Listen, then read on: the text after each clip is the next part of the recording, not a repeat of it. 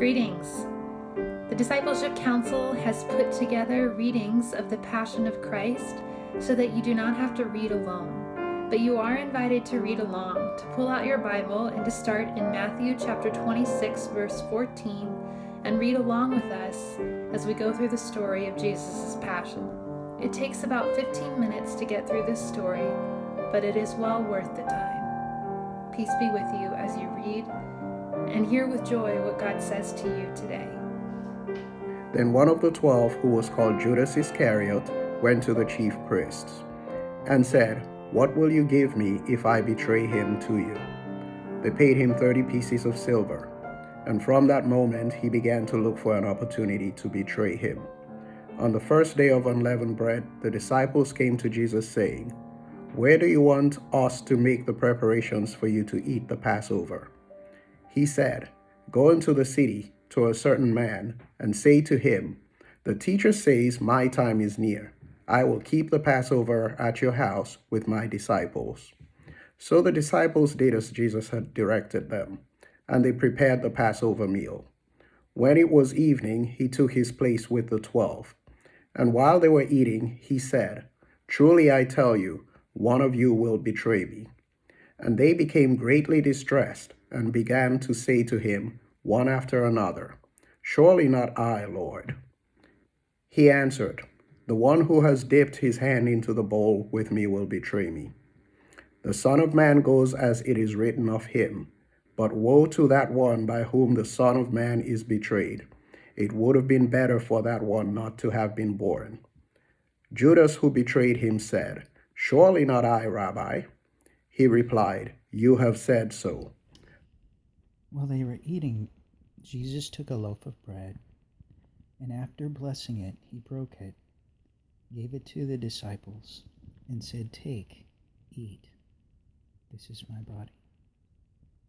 Then he took a cup, and after giving thanks, he gave it to them, saying, "Drink from it, all of you, for this is my blood of the covenant, which is poured out for many for the forgiveness of sins. I tell you, I will never again drink of this fruit of the vine until that day when I drink it new with you in my Father's kingdom." When they had sung the hymn, they went out to the Mount of Olives. And Jesus said to them, "You will all become deserters because of me this night, for it is written, I will strike the shepherd, and the sheep of the flock will be scattered. But after I am raised up, I will go ahead of you to Galilee." Peter said to him, "Though I become deserters because of you, I will never desert you." Jesus said to him, "Truly, I tell you, this very night, before the cock crows, you will deny me 3 times. Peter said to him,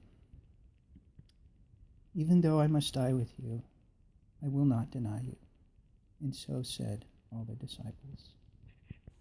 Then Jesus went with them to a place called Gethsemane, and he said to his disciples, "Sit here while I go over there and pray."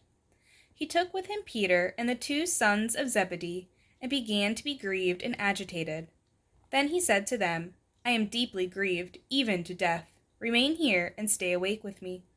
And going a little further, he threw himself on the ground and prayed, "My Father, if it is possible, let this cup pass from me, yet not what I want, but what you want."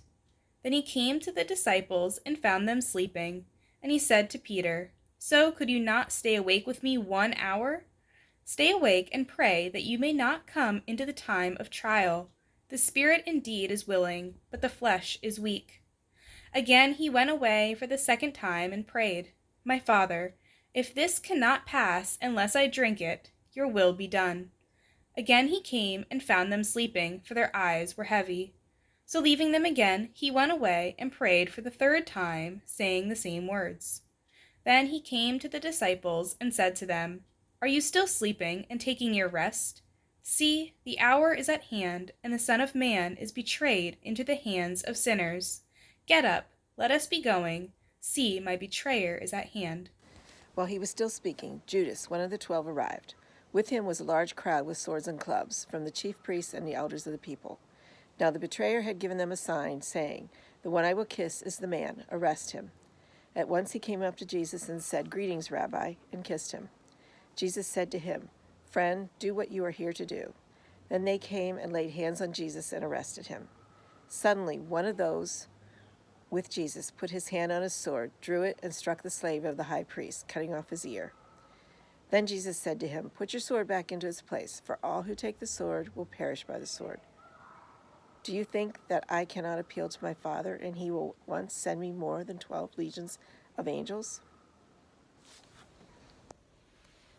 Those who had arrested Jesus took him to Caiaphas, the high priest, in whose house the scribes and elders had gathered. But Peter was following at a distance, as far as the courtyard of the high priest. And going inside, he sat with the guards in order to see how this would end. Now the chief priest and the whole council were looking for false testimonies against Jesus, so they might put him to death. But they found none, though many false witnesses came forward. At least 2 came forward and said, "This fellow said, 'I am able to destroy the temple of God and build it in 3 days.'" The high priest stood up and said, "Have you no answer? What is this they testify against you?" But Jesus was silent. Then the high priest said to him, "I put you under oath before the living God. Tell us if you are the Messiah, the Son of God." Jesus said to him, "You have said so. But I tell you, from now on, you will see the Son of Man seated at the right hand of power and coming on the clouds of heaven." Then the high priest tore his clothes and said, "He has blasphemed. Why do we still need witnesses? You have heard his blasphemy. What is your verdict?" They answered, "He deserves death." Then they spat in his face and struck him, and some slapped him, saying, "Prophesy to us, Messiah. Who is it that struck you?" Now Peter was sitting outside in the courtyard. A servant girl came to him and said, "You also were with Jesus, the Galilean." But he denied it before them all, saying, "I don't know what you're talking about." When he went out to the porch, another servant girl saw him, and she said to the bystanders, "This man was with Jesus of Nazareth." Again he denied it with an oath, "I do not know the man." After a little while, the bystanders came up and said to Peter, "Certainly you are also one of them, for your accent betrays you." Then he began to curse, and he swore an oath, "I do not know the man." At that moment the cock crowed. Then Peter remembered what Jesus had said, "Before the cock crows, you will deny me 3 times." And he went out and wept bitterly. When morning came, all the chief priests and the elders of the people conferred together against Jesus in order to bring about his death. They bound him, led him away, and handed him over to Pilate the governor. When Judas, his betrayer, saw that Jesus was condemned, he repented and brought back the 30 pieces of silver to the chief priests and the elders. He said, "I have sinned by betraying innocent blood." But they said, "What is that to us? See to it yourself." Throwing down the pieces of silver in the temple, he departed, and he went and hanged himself. But the chief priests, taking the pieces of silver, said, "It is not lawful to put them into the treasury, since they are blood money." After conferring together, they used them to buy the potter's field as a place to bury foreigners. For this reason, that field has been called the Field of Blood to this day. Then was fulfilled what had been spoken through the prophet Jeremiah. And they took the 30 pieces of silver, the price of the one on whom a price had been set, on whom some of the people of Israel had set a price, and they gave them for the potter's field, as the Lord commanded me. Now Jesus stood before the governor, and the governor asked him, "Are you the king of the Jews?" Jesus said, "You say so." But when he was accused by the chief priests and elders, he did not answer. Then Pilate said to him, Do you not hear how many accusations they make against you? But he gave them no answer, not even to a single charge, so that the governor was greatly amazed. Now at the festival the governor was accustomed to release a prisoner for the crowd, anyone whom they wanted. At that time they had a notorious prisoner called Jesus Barabbas. So after they had gathered, Pilate said to them, "Whom do you want me to release for you, Jesus Barabbas or Jesus who is called the Messiah?" For he realized it was out of jealousy that they had handed him over. While he was sitting on the judgment seat, his wife sent word to him, "Have nothing to do with that innocent man, for today I have suffered a great deal because of a dream about him." Now the chief priests and elders persuaded the crowds to ask for Barabbas and to have Jesus killed. The governor again said to them, "Which of the two do you want me to release for you?" And they said, "Barabbas." Pilate said to them, "Then what should I do with Jesus who is called Messiah?" All of them said, "Let him be crucified." Then he asked, "Why? What evil has he done?" But they shouted all the more, "Let him be crucified." So when Pilate saw that he could do nothing, but rather that a riot was beginning, he took some water and washed his hands before the crowd, saying, "I am innocent of this man's blood. See to it yourselves." Then the people as a whole answered, "His blood be on us and on our children." So he released Barabbas for them, and after flogging Jesus, he handed them over to be crucified. Then the soldiers of the governor took Jesus into the governor's headquarters, and they gathered the whole cohort around him. They stripped him and put on a scarlet robe. And after twisting some thorns into a crown, they put it on his head. They put a reed in his right hand and knelt before him and mocked him, saying, "Hail, King of the Jews!" They spat on him and took the reed and struck him on the head. After mocking him, they stripped him of the robe and put his own clothes on him. Then they led him away to crucify him. As they went out, they came upon a man from Cyrene named Simon. They compelled this man to carry his cross.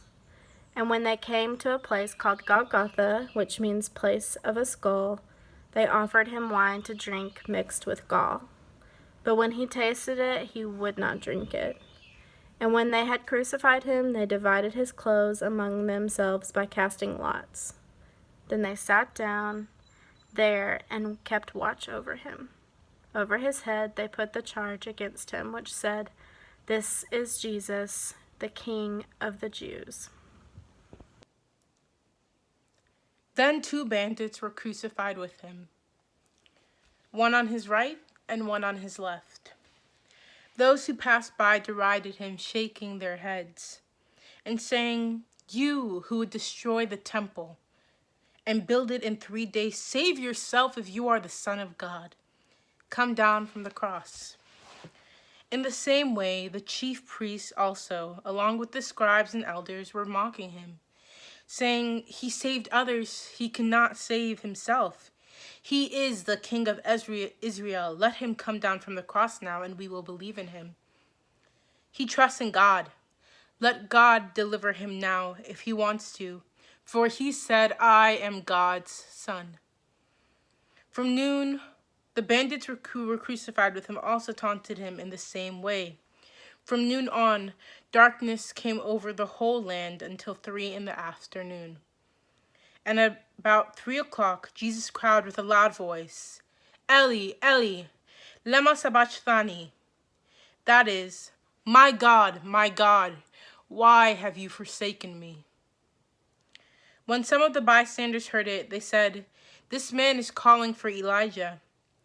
At once, one of them ran and got a sponge, filled it with sour wine, put it on a stick, and gave it to him to drink.